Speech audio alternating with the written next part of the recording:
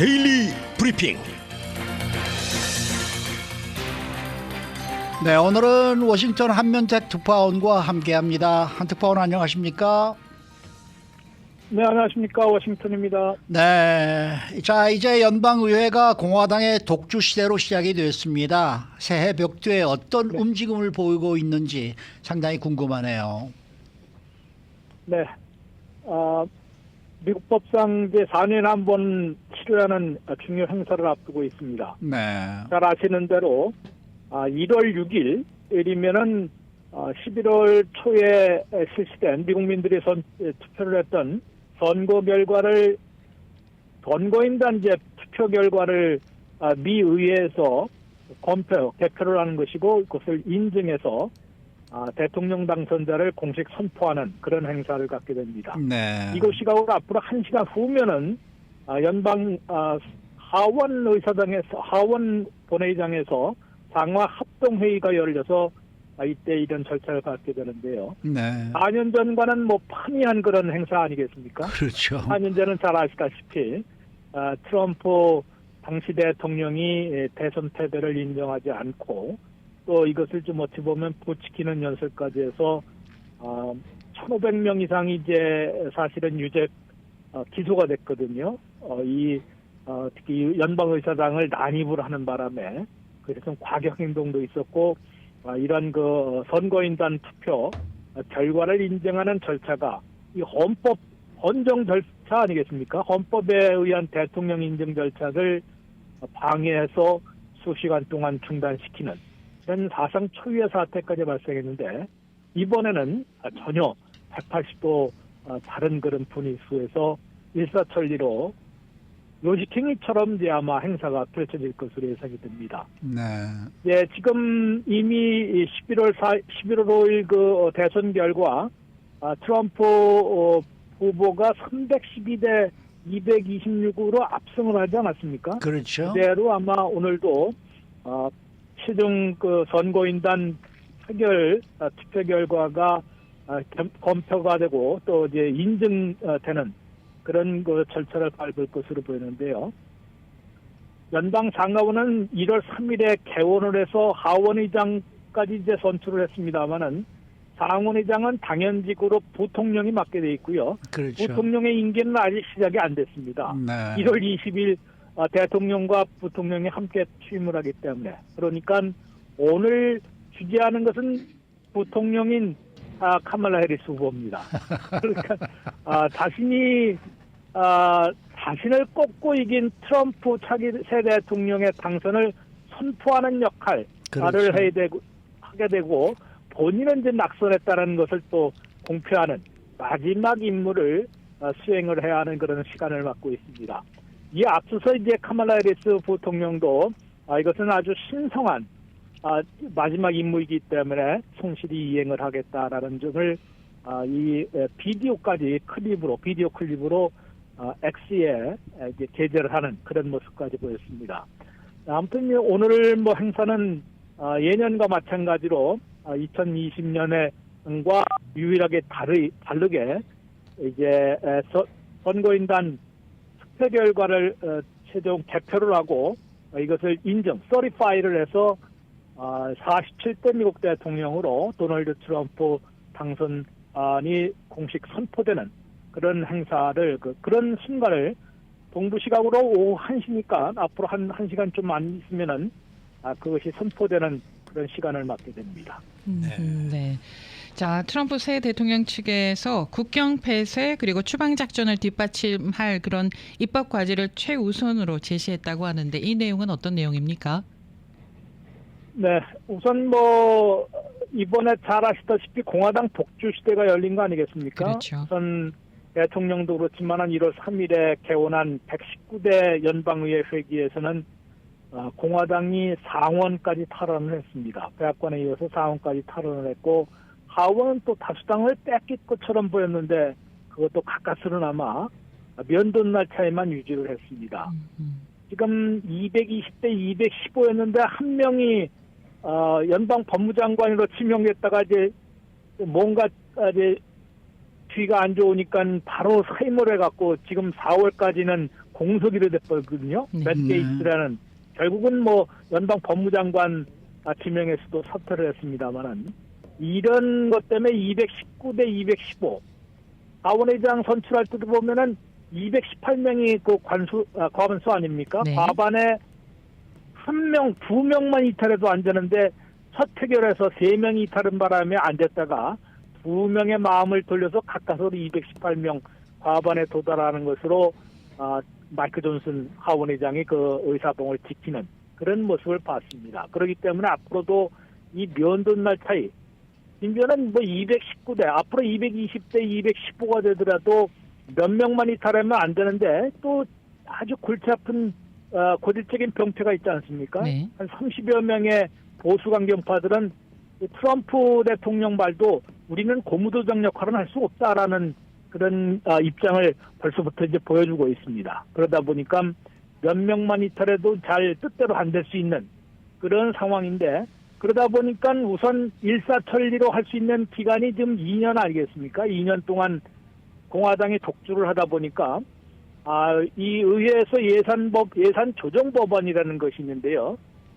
좀 까다로운 절차를 거쳐야 되지만은 민주당 도움 없이 공화당만 하면은 뭐 상하원에서 과반수의 지지로 그냥 가결을 할 수 있는 그럼 상원 60표 장벽도 필요 없어지거든요. 이런 것을 한 회기년도에 한 번씩만 사용할 수 있습니다. 그런데 2025년도에는 회기년도가 10월 1일 시작되지 않습니까? 네. 그러니까 9월 30일 이전에 한 번, 10월 1일 이후에 한 번, 이렇게 두 번을 쓰려고 하고 지금 얘기했는데 첫 번째 쓰는 것이 예산조정법안의 첫 번째 법안은 바로 국경강화 예산 법안이 될 것이다 라고 이미 예고를 하고 있습니다. 그런데 이제 국경 강화를 한다는 것은 국경 폐쇄와 대규모 추방작전을 위한 거 아니겠습니까? 여기에 수백억 달러를 투입을 해야 되는데 예전에 트럼프 일기 때 보면은 또는 바이든 시절에도 초당적으로 했던 게 23년에 있었거든요. 2023년에 초당적인 그런 법안이 있을 때도 200억 달러 정도, 250억 달러를 요청한 바가 있었는데 이번에는 그보다도 훨씬 늘려서 한 1,000억 달러 가까이 요청하지 않을까, 추진하지 않을까라는 예측이 나오고 있습니다. 그만큼 국경장벽도 다시 건설을 하겠다. 거기에 또 국경에 첨단 장비를 또 대거 보강을 하겠다. 국경 순찰 때도 늘리겠다.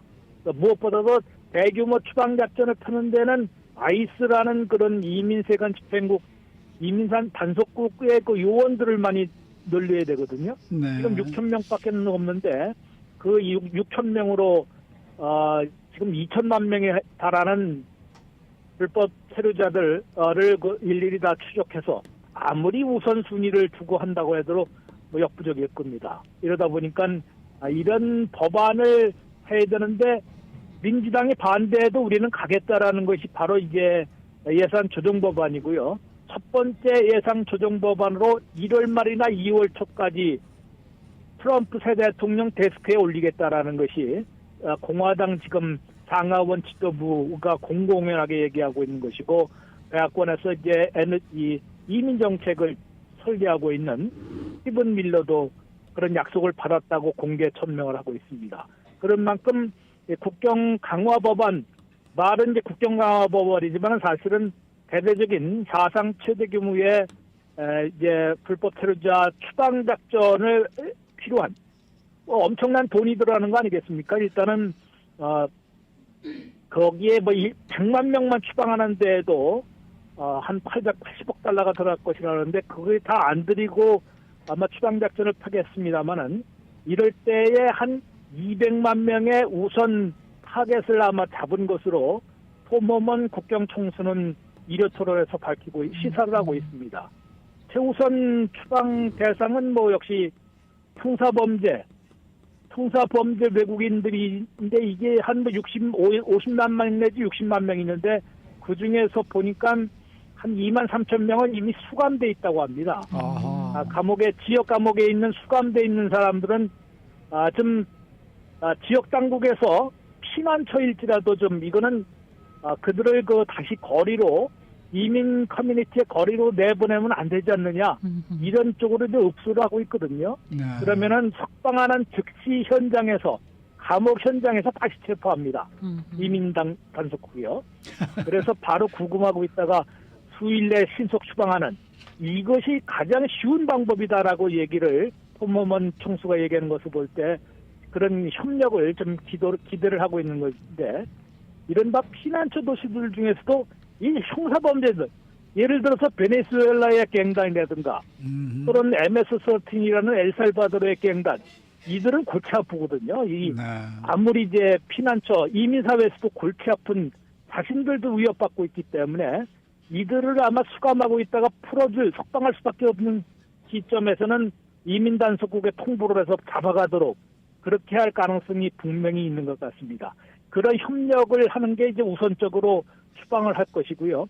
그런데 지금 석방돼 있는 형사범죄자들도 꽤 있습니다. 물론 뭐 살인, 성폭행 뭐 이런 강력범죄자들이 있지만은 단순 뭐 이민법 위반자도 불법 입국을 여러 차례 시도하면 그것도 중범죄자가 되거든요.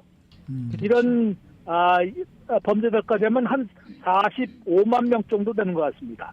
45만 명 정도 있다는데 이들은 아이스가 어디에 있는지 지금 알고 있다. 바이든 행정부에서는 다만 이들을 체포해서 추방하지 않았을 뿐이다라고 톰머먼 총수는 얘기를 하고 있습니다. 그런데 이게 이들만 하더라도 지금 벌써 60만 명 되거든요. 네. 이게 한꺼번에 다 이제 하지 못하니까 첫째는 이들을 체포 추적하고 체포하고 구금하고 추방하는데 총력전을 펼겠다는 얘기가 됐고요. 또 한 가지는 최종 추방령을 무시하고 잠적한 이른바 도망자들이 있습니다. 이들은 이민법원에서 이민판사들에서 최종 추방령을 이미 받았기 때문에 또다시 이민법원 절차가 필요 없는 것이거든요. 네. 신속 추방이 가능하기 때문에 숫자를 올리기 위해서도 이들부터 잡으려 할 가능성이 높습니다. 근데 이게 공식 기록에는 58만 명으로 되어 있는데요. 톰머먼 총수는 130만 명이라고 얘기합니다. 그만큼 최근에 들어온 거는 거기에 들어가지도 않았는데 말 그대로 이제 바이든 행정부 4년 동안 이 미국 내에서 풀어준 사람들이 지금 한 800만 명이나 네트로 늘어났다는 것이거든요. 그래서 불법 이민자들이 1100만 명이 아니라 2000만 명 이상이라고 얘기하는 게 바로 그겁니다. 그러다 보니까 이들에 대해서는 대대적인 추방작전에서 최우선 타겟으로 삼겠다라는 점을 분명히 하고 있고요.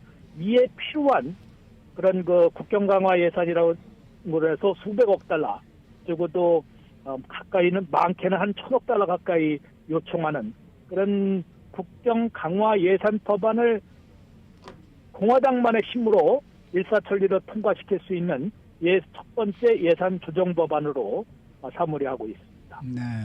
감세안은 어때요? 뭐 다른 입법 과제들 이 감세를 비롯한. 네, 우선 감세안이 이제 잘 아시는 대로 2017년 감세안이 올년 말로 대부분 만료가 되거든요. 그렇죠. 그렇기 때문에 이제 트럼프 새 대통령도 선거공약에서 이것을 재연장하는 것은 물론이고, 이거 뭐 한시법 아니겠습니까? 한시법이라는 건 이제 이번처럼 만료가 되는 것인데, 이걸 아주 항구적으로 만들겠다라는 공화당 의원들이 꽤 있습니다. 또 지금 팁소득이라든가 또 사회보장연금, 또 오버타임에 대해서는 다 면세하겠다고 공약하지 않았습니까? 네. 이것들을 다 반영해서 감세안을 해야 되는데, 감세안을 하면 아직은 시간이 좀 있지 않습니까? 그렇죠. 그래서 아까 말씀드린 대로 10월 1일 이후에 또다시 예산 조정법안이 가능할 때에는 2차 예산 조정법안은 바로 감세안을 처리하는 것으로 아마 내심 결정하고 있는 것으로 보이고요. 그에 앞서서 이제 하는 것이 하나 해결해야 될 것이 국가부채 상한선을 어떻게 할 것인지를 해결해야 합니다. 1월 중에 해결하기로 했는데 사실은 좀 6월 16일까지는 여유가 있다는데 지난번에 임시예산안을 가까스로 통과시키면서 트럼프 대통령 요구는 무시하고 오히려 이제 하면서 약속을 해줬다고 합니다. 1월 중에 마이크 존슨 하원 의장이 1월 중에 이 국가부채 상한선 문제를 해결하겠다. 이제 두 가지 방법이 있는데요. 국가부채 상한선 아니 올 1월 1일부터 다시 카운트가 되고 있습니다. 네네. 요거를 또다시 중단시킬 것인지 아니면은 그때쯤부터 일정액을 다시 올릴 건지 네. 지금 뭐 34조를 넘겼거든요. 네네. 그것에서 다시 중단을 하든지 더 인상하든지 대신에 보수강경파들은 대규모 심지어는 사회보장연금이나 메디케어 예산까지도 깎아야 된다고 지금 주장을 하고 있기 때문에 1월 중에 또 한 차례 요동칠 것으로 네. 보입니다. 네. 오늘 말씀 잘 들었습니다. 네, 고맙습니다. 네, 감사합니다. 워싱턴 한면택 특파원과 함께했습니다.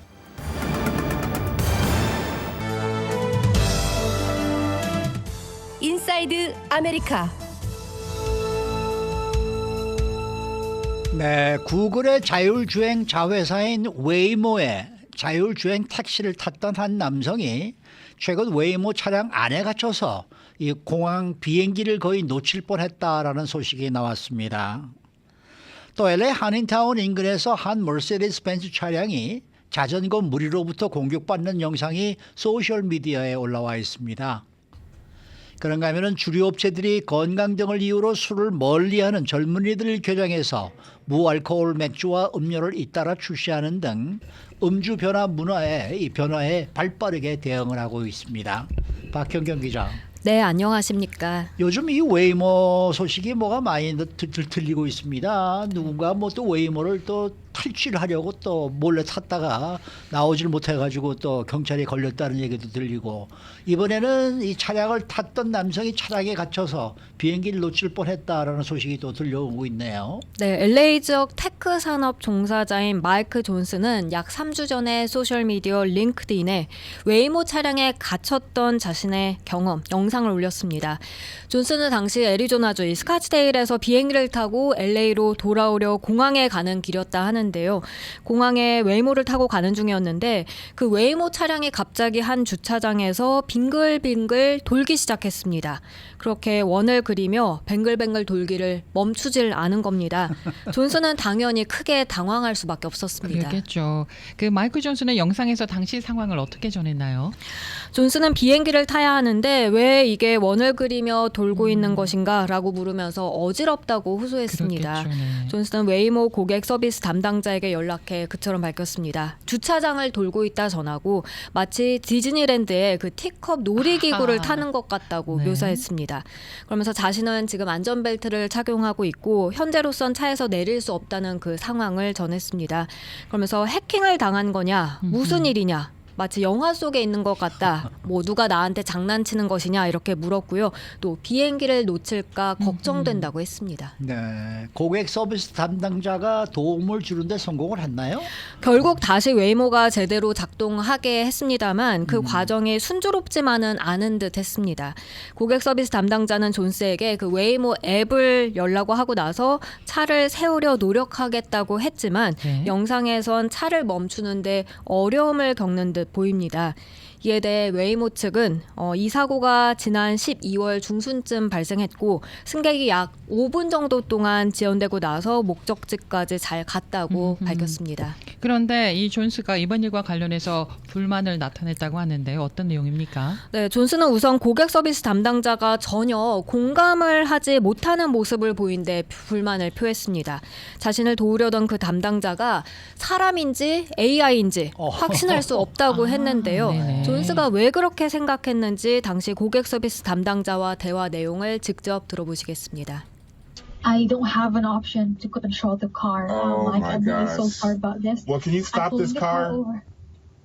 I am trying My to pull it over goodness. right now. Apologies. 네, 존스는 이에 대해서 공감대는 어디 갔냐, 인간과의 연결은 도대체 어디 있냐 이렇게 격분했습니다. 근데 이 존스가 불만을 나타낸 건 그것뿐만이 아니었다면서요. 뭐 어떤 점에 더 화가 난 모습입니까? 존스는 그런 일을 당하고 나서 웨이모 측으로부터 아무런 연락도 받지 못했다고 밝혔습니다. 웨이모가 당연히 후속 조치를 위해서 자신에게 이메일이나 뭐 문자 메시지를 보내거나 아니면 전화를 하거나 그렇게 할 것이라 생각했는데 그런 후속 조치가 전혀 없었다는 겁니다.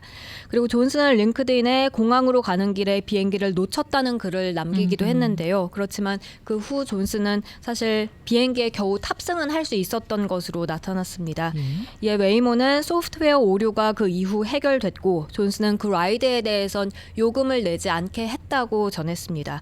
그리고 웨이모는 그 이후 음성 메일을 통해서 그에게 후속 조치를 계속 시도했다고 덧붙였습니다. 네. 이 웨이모가 점점 운행을 늘리고 있잖아요. 그렇기 때문에 또 이와 관련한 사건, 사고 소식도 자주 들리고 있네요. 네, 앞서 최영우 앵커께서 말씀하신 대로 지난주엔 LA 다운타운에서 한 남성이 웨이모를 탈취하려 하다 경찰에 체포된 사건이 있었습니다. 예. LAPD는 결국 그 남성을 차에서 내리게 한 후에 구금시켰고요. 그리고 또 웨이모가 지나갈 때 보행자들이 그 웨이모 차량의 경로를 막아서면서 차가 못 지나가게끔 그렇게 웨이모 승객들을 괴롭혔다는 그런 보고도 있었습니다. 네. 그러나 저러나 지난번에도 우리가 이 얘기하지 않았나요? 이 웨이모 탈만한 정말 뭔가 이 결심을 한다는 게 이렇게 쉽지가 않을 텐데 말이에요. 네. 네, 운전자가 없는 자동차를 탄다는 게 이렇게 쉽겠습니까? 네, 저는 안 탈 것 같아요. 자, 다음 소식입니다. LA에서는 자전거 무리가 한꺼번에 차도를 점령하고 지나쳐가는 모습을 종종 볼 수가 있는데 최근 그런 상황에서 자전거 무리와 차량 사이에 시비가 붙었다라는 또 소식이 들어와 있네요. 네, 시클라비아와 같이 자동차 통행을 전부 차단한 채 자전거 무리가 차도를 지나가는 게 아니라면 사실 차들로 혼잡한 이곳 LA 도로에서 자전거 무리가 지나가는 건 위험해 보일 때가 상당수 있습니다. 뭐 열댓 명 이 정도가 아니라 수십 명에 달하는 그 자전거 무리가 차도 전 차선을 점거한 채 가끔은 신호조차 무시하면서 지나갈 때가 있는데요. 그럼 자동차 운전자들은 안전을 위해서 어쩔 수 없이 신호가 여러 차례 바뀌도록 못 가고 멈춰서서 기다리는 편입니다. 그렇죠, 그렇죠. 그런데 이번엔 한 운전자가 그걸 참지 못한 것으로 보여집니다. 네. 구체적으로 어떤 일이 어떻게 벌어진 건가요? 지난 주말 LA 한인타운 인근에서 벌어진 일입니다. 예. 인스타그램에 올라온 영상을 보면 그 올림픽 블루바드로 한 흰색 벤츠 차량이 수십 명의 자전거 무리를 뚫고 빠른 속도로 달려갑니다. 네. 이 벤츠 차량은 자전거 무리를 향해서 상당히 공격적으로 방향을 오. 바꾸기도 하고요. 예. 그랬더니 이제 자전거를 타던 사람들은 뒤에서 달려오는 그 벤츠 차를 급하게 피합니다. 이건 지난 토요일 오후 2시쯤 이 올림픽 블루버드에서 림파우 또 하일랜드 길을 지나쳐서 약 0.5마일 정도 간 게 촬영된 영상이었습니다. 근데 여기서 끝이 난 게 아니라면서요. 네, 두 번째 인스타그램 영상에선 여러 명이 한 주차장에서 아까 봤던 그 같은 벤츠 차량을 짓밟고 파손하는 그런 모습이 담겨져 있습니다. 그리고 한 회색 스웨터를 입은 사람을 쫓는 그런 모습도 나옵니다. 정확하게 상황을 파악하기는 어렵습니다만 자전거 무리를 뚫고 지나간 그 벤츠차를 자전거 무리 중 일부가 쫓아가서 보복을 하는 것으로 추정되는데요. 이 사건으로 부상을 입은 사람이 있었는지 경찰이 대응했는지는 불분명합니다. 네. 두 쪽 다 굉장히 위험한 상황으로 보이는데요. 캘리포니아주의 교통 규정은 어떻습니까? 캘리포니아주 그 자전거 운전자 규칙에 따르면요. 자전거를 탄 사람이 자동차보다 느리게 움직일 경우 이런 규칙을 따라야 합니다. 자동차를 추월하거나 좌회전을 한다 하거나 아니면 위험을 피하기 위해서 또는 차선이 너무 좁아서 다른 차와 함께 그 차선에 있지 못하는 경우를 제외하곤 가능하면 도로변 가깝게 주행을 해야 합니다. 그러니까 한가운데 도로 한가운데를 주행해서는 안 되고요. 그리고 자전거를 둘이 나란히 타고 가는 건 교통 흐름을 방해하지 않을 수 있을 때에만 가능합니다. 교통법규 가운데 자전거를 자전거라고 생각하지 말고 그 차량 운전자는 하나의 차량으로 인식을 하고 운전을 해야 된다. 또 뭐 그렇죠. 이런 내용도 있지 않습니까? 그러니까 길거리에서 보행이 제일 우선순위가 있는 거고 그다음이 자전거고 그다음이 자동차 아닙니까? 네. 그러니까 뭐 자동차를 타고 가는 사람은 앞에 자전거를 타고 가건 걸어가건 그 사람의 속도에 맞춰서 피해서 가는 거 외에는 방법이 없습니다. 그러니까 그거를 무슨 뭐 아까식으로 이렇게 쫓아가서 이건 큰 잘못한 일이죠. 이거 저 다른 저 뉴욕이나 뭐 이런 데 같으면은 아마 저 집단 폭행 당했을 거예요. 저 운전사가. 근데 큰일 박현경 나죠. 기자 내용에 보면은 자전거를 나란히 타는 거는 교통 흐름을 방해할 때는 안 된다고 얘기하셨잖아요. 그러니까 교통 흐름을 방해하지 않을 때는 자전거가 나란히 갈 수 있다는 건데 이렇게 지금 그러니까 자전거가 한 대 정도 가는 때는 그런 게 네, 가능하겠지만 네. 아까 얘기는 지금 네, 네. 자전거가 무리가 같다는 얘기 가잖아요. 아닙니까? 네. 그걸 같이 간다는 게 우선 레인 자체가 좁아서 그렇게 갈 수가 없잖아요. 그렇죠. 그러니까 그걸 또 핑계를 대고 그냥 그 자전거보다 먼저 앞으로 좀 갔다는 얘기 아닙니까? 그 네, 네. 자동차 운전사는. 네, 그러니까 자전거 무리도 사실 불법으로 주행을 한 것이고 그렇죠. 네, 자동차 운전자 역시 그렇게 하면 안 네, 되는데 예, 그렇네요. 공격적으로 운전해 네. 간 겁니다. 네. 잘 정리해 주셨습니다. 자, 마지막 소식입니다. 주류 업체들이 건강 등을 이유로 술을 멀리하는 이 미국의 젊은이들을 겨냥해서 요즘 무알코올 맥주 그리고 음료를 잇따라 출시하는 등 음주 문화 변화에 발빠르게 대응을 하고 있다라는 소식이 들어와 있네요. 네, CNN 비즈니스가 최근 보도한 내용입니다. 이 보도에 따르면 맥주 회사 쿠얼스는 지난 2019년에 몰슨 쿠얼스 베버리지 컴퍼니로 회사명을 바꾸고 나서 무알코올 맥주, 페로니 0.0, 이 무설탕 에너지 음료 등을 내놨습니다. 그리고 올해는 호주산 무알코올 캔 칵테일 네이키드 라이프를 미국 시장에 선보입니다.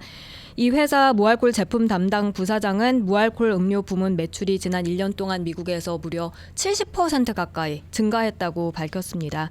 그런가 하면 경쟁사인 엔하이저부시 인베브도 무알콜 맥주 제품을 확대하고 있는데요. 버드와이저 제로, 스텔라 알투아 0.0, 코로나 제로, 미켈로 울트라 제로 등 다양합니다.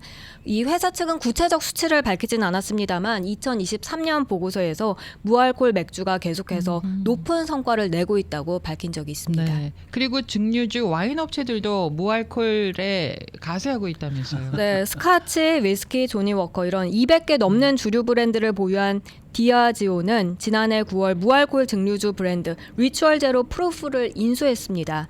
이번 인수로 소비자들한테 보다 많은 선택지와 다양성을 제공할 수 있게 됐다고 밝혔고요. 또 페르노 리카도는 지난해 무알콜 진을 출시했습니다. 모ët 헤네시는 지난해 무알콜 스파클링 와인 프렌치 블룸에 투자해서 눈길을 끌기도 했습니다. 데이비세르 모ët 헤네시 부사장은 특히 맛이나 경험을 타협하지 않고 소비를 조절하려는 플렉시 드랭커의 출현으로 고품질 무알콜 대체품에 대한 수요가 요즘 증가하고 있다고 평가했습니다. 그러니까 그 무알코올 진에다가 다이어트 토닉을 섞으면은 진앤 토닉이 되는데 알코올기는 없다는 얘기네. 그렇네요, 네. 맛은 비슷할지 모르겠네요. 그렇죠? 네. 맛이 비슷하다 그런다 그러면은 그것도 한번 그렇죠. 트라이 한번 해볼 만 그럼요. 하다겠다라는 네. 생각이 드네요. 그럼요. 그렇죠? 예, 예. 네. 근데 이 무알코올 맥주 시장이 조금 요즘 급성장하고 있죠. 네, 보면 양조사협회 한 이코노미스트는요. 아직 수치가 나오지 않은 지난달을 제외하고 2021년부터 작년까지 무알콜 맥주 판매가 매달 100% 이상 와, 늘었다고 밝혔습니다. 매달요. 네, 그리고 주류 시장 분석 업체 IWSR은 전 세계 무알콜 음료 시장이 2028년까지 40억 달러 규모로 더 성장할 것으로 내다봤습니다. 지난달 보고서에서 전 세계 무알콜 음료 시장이 진화하는 소비자 행동과 무알콜 음료의 모멘텀에 힘입어서 성장 변혁기를 경험하고 있다고 분석했습니다. 네. 최근에 술이 건강에 좋지 않다라는 인식이 미국인들이 이제 많이 하게 되면서 술을 마시는 비율이 많이 줄어드나 봐요. 그렇습니다. 앞서 지난해 8월 갤럽 여론조사 결과를 보면 예. 미국인 절반가량은 하루에 한두 잔 정도 술을 마시는 것조차 건강에 좋지 않다고 생각했습니다. 그렇게 나오네요. 네, 이건 지난 23년 동안 실시된 조사 결과 가운데 가장 높은 비율을 나타낸 것이고요. 또 술을 마신다고 한 성인도 2022년엔 67%였는데 그 2년 뒤인 2024년엔 58%로 크게 감소했습니다. 네. 수고 많으셨습니다. 고맙습니다. 박현경 기자였습니다.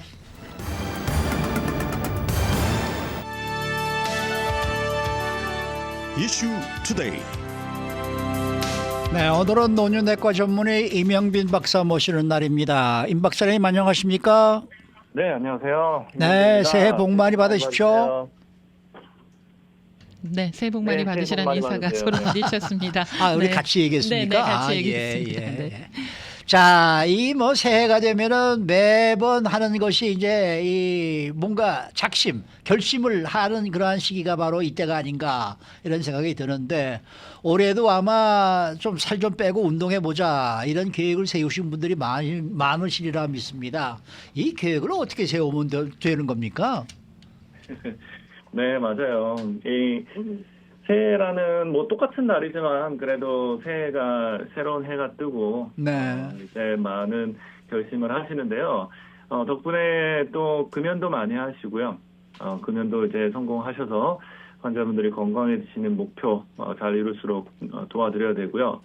제가 의사로서 여기 진료를 보면서 거의 한 10%는 약이에요. 한 90%가 이제 다 어떻게 운동하셔야 되고 식습관과 좋은 습관들을 가질 수 있는지 도와드리거든요. 방금 전에도 진료를 끝내는데 같이 사시는 이 도메스틱 파트너 분이 조금 말씀을 거치게 하셔서 일부러 좀 그분은 밖에 내드리고 환자하고 따로 말씀을 나눴어요. 그랬더니 조금 맞다고 하세요. 그런 것처럼 제가 이 문제를 약으로 치료를 하지는 못해요. 하지만 의사로서 상담을 하고 코칭을 해줘야 되는 것처럼 똑같이 이제 건강한 습관을 가지는데 좀 여러분들을 도와드리고자 오늘 시간을 준비해봤습니다. 일단 새로운 이제 결심을 하시면은요. 네. 대부분 이 변화의 과정을 어떤 스테이지에 있는지 분석을 해야 돼요. 예를 들어서 담배를 이제 끊는다라고 생각을 하면은 그 대부분의 사람들은 담배를 끊는 것조차 생각을 하지 않아요.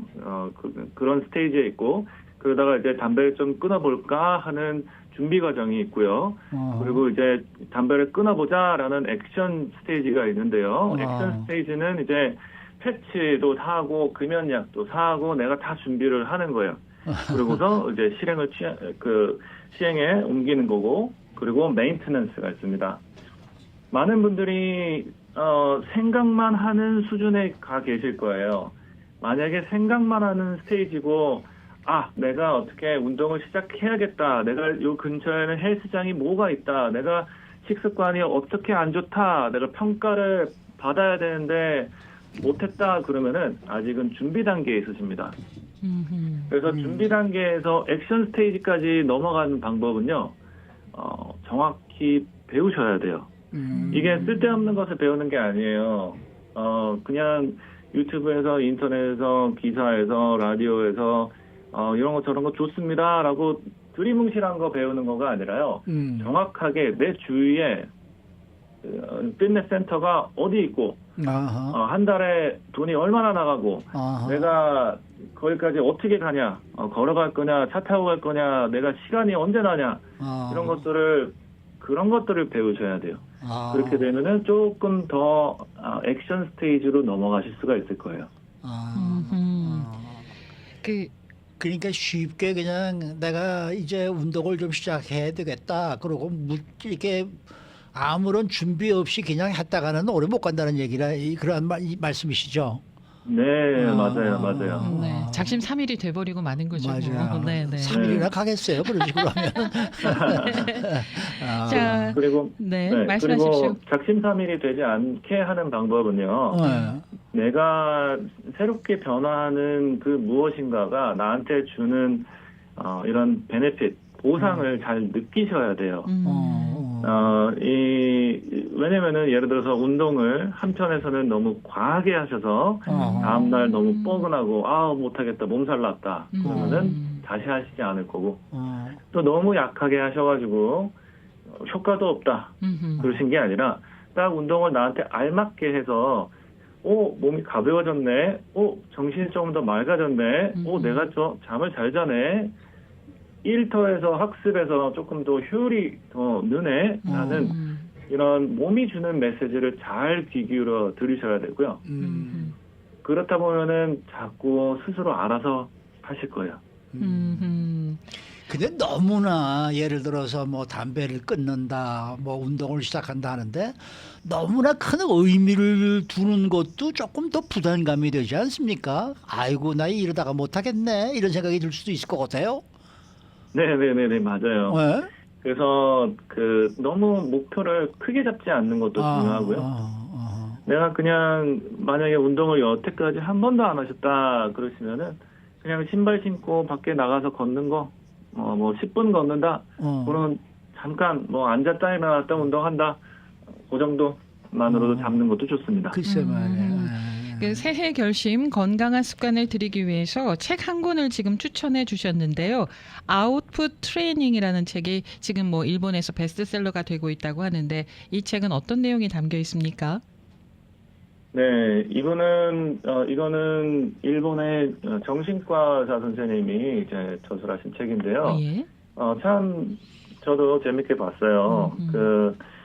70대 30이에요. 70대 30. 보통 일반 사람들은 영어를 배우는데 reading and listening 내가 읽기와 듣기를 70%를 하고 그리고 30%만 쓰기 하고 말하기를 한대요. 대부분. 하지만 영어를 늘리기 위해서는 그 반대로 돼야 된다. 70%가 아웃풋이 돼야 되고 내가 자꾸 말을 해야 되고 써야 된다. 그래서 자꾸 틀린 거를 고침을 받아야 된다. 그런 주장이거든요. 네. 근데 어떻게 보면은요. 모든 삶에 다 적용할 수 있는 부분 같아요. 이 운동을 하거나 건강을 관리하는 데 있어서 자꾸 70%만 인풋이 많아요. 이게 또 잘 퍼센테이지도 맞춰야 되는 게 이게 60대 40인지 90대 10인지 80대 20인지인데요. 한 70대 30 정도로 뭐 정확하게 자를 재는 건 아니지만 어느 정도 내가 감이 70대 30이 맞는 것 같아요.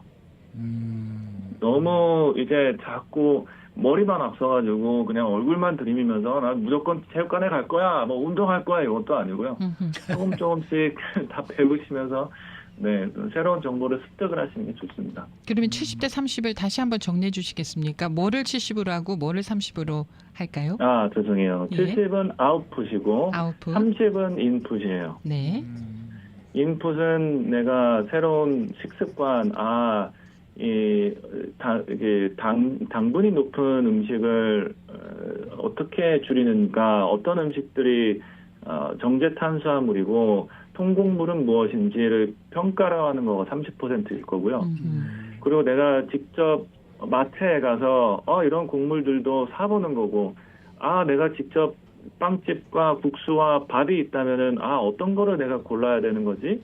이렇게 액션을 취하는 곳에서 한 70%라고 생각하시면 돼요. 네. 생각하는 거, 계획 잡는 거는 30%, 직접 실천하고 행동하는 거가 70%가 돼야 된다는 얘기네요.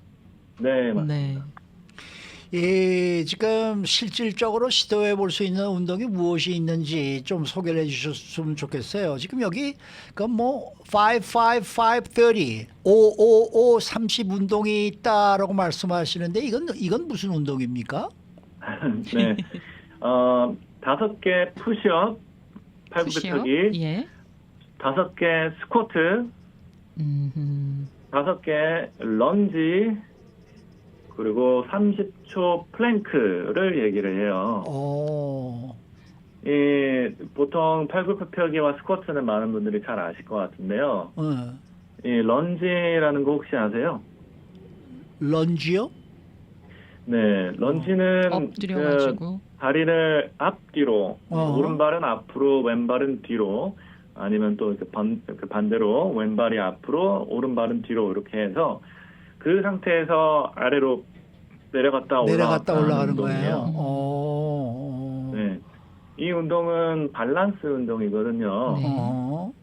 네, 그래서 스쿼트를 하고 나서 런지 운동도 같이 잡아주시면은 이제 밸런스 균형을 잡는 데도 도움이 되고요. 30초간 플랭크 하는 것도 이제 많은 분들이 좀 의아해 하시는데 요거는 딱 팔굽혀펴기 하는 자세로 이제 30초간 버티시는 거예요. 팔굽혀펴기로 내려가시는 거 아니고요. 그러면서 코어 근육과 엉덩이 근육을 쫙 잡아주는 거예요. 이 푸시업도 그 많은 여성분들 아니면은 시니어분들은 하기 어려우실 테니까요. 꼭 바닥에서 푸시업 하지 않으셔도 되고요. 이런 키친 카운터탑 같은 거 잡고 네. 이렇게 내려오는 거 아니면은 무릎을 바닥에 놓고 이제 푸시업 시작해 보시는 것도 좋고요. 이 555 30 운동이 굉장히 쉽지만 이제 시간도 걸리는 게 한 2분밖에 안 걸리고요. 한번 이렇게 하시게 되면은 내 몸에 혈액순환이 잘 도는 게 느끼실 거예요. 딱 보상을 느끼시는데 가장 좀 짧고 간단한 운동이라서 여러분들께 소개해드리고 싶었어요. 그러니까 이게 연세 드신 시니어분들한테 좋다는 얘기입니까? 젊은 사람들도 좋아요. 젊은 저도 사람들도? 아침에 일어나서 꼭 하는 운동이에요. 근데 뭐 스쿼트 5번 하라 그러면은 야 시시해서 그 5번 하라고 날 이걸 뭐 시키십니까? 이런 사람들도 있지 않습니까? 그렇죠. 그래서 그 아까 얘기한 아웃풋 트레이닝 그 70대 30 그게 중요한 거예요. 그냥 말로만 하지 말고 해보세요. 해보시면은 딱 느끼실 거예요. 그러면은 생각이 착 돌아요. 예, 이렇게 했다가 지금 네. 555 30이잖아요. 이게 나중에는 이제 10 뭐 그렇죠. 100 이렇게 늘려가면 되는 거겠죠, 뭐. 그렇죠. 그러셔도 되고요. 예. 아니면은 555 30을 한 세트로 생각을 하시고 네. 여러 번 반복하셔도 돼요. 네, 이걸 한 10세트 정도까지 할 수 있으면은 50분 50번 와. 이렇게 되는 거네요. 그죠? 와, 오. 네, 진행자분, 네. 저도 못할 것 같은데요. 네. 그 아웃풋 트레이닝이라는 거는 굉장히 정말 실질적인 도움이 될 수 있는 그러한 거겠네요.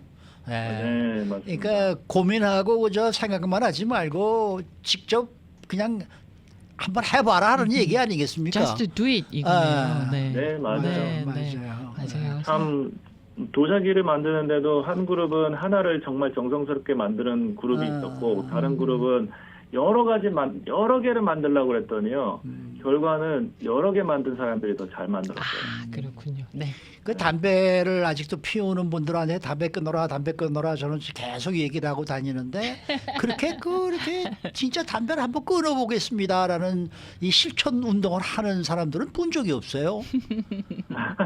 보통 닷새 하다가 실패하고 열흘 하다가 실패하고 뭐 한 달 했다, 석 달 했다, 뭐 그렇지만 실패했다 이런 경우가 많더라고요. 글쎄 말이에요. 근데 담배는 그건 반드시 끊어야 되는 건데 그렇게 못 끊고 있어서 말이죠. 그렇죠. 제가 참 수면을 그러면은 도와드리는 데 있어서는 그 사람 그 개개인 환자마다 담배가 주는 즐거움이 달라서 그렇거든요. 네.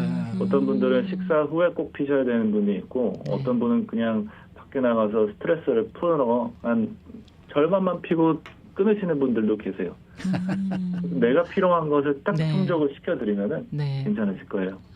네. 오늘 말씀 잘 들었습니다. 네, 감사합니다. 네, 노년내과 전문의 이명빈 박사 함께했습니다.